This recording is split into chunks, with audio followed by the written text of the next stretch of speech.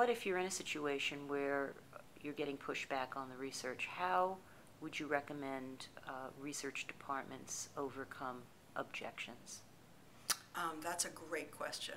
I think the most basic answer to that is to try to get your audience, your stakeholders, your clients involved in the process from the get-go, from the beginning, in terms of, defining the questions and the issues and keeping them in the loop as you're planning the research so that they understand what you're doing and why, and giving them a good idea before you get to the end of the process of what they can expect will be the outcome of the process.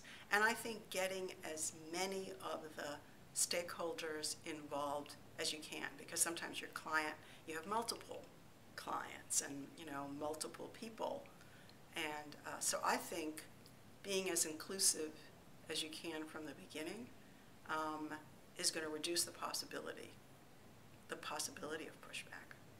So that's really the best thing I think that I've learned about pushback. The other thing, I got a lot of pushback in my earlier days at NBC working in news audience research because it was the early days of TV news, and the news division was not a research-friendly client.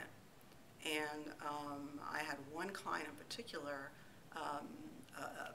executive producer who will go unnamed, who just had no use for it.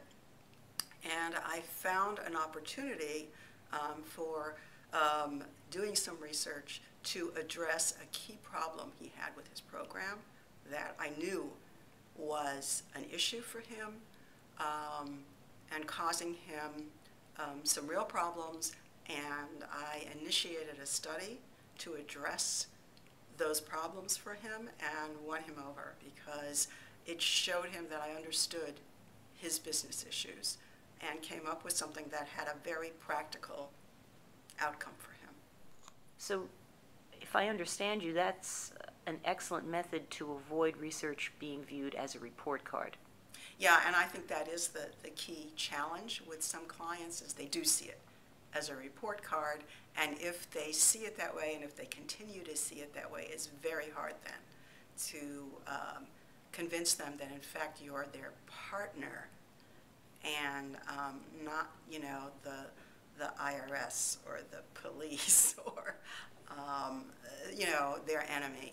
But so I think you need to convince your client at some stage of the process that in fact you're their partner and you're working with them.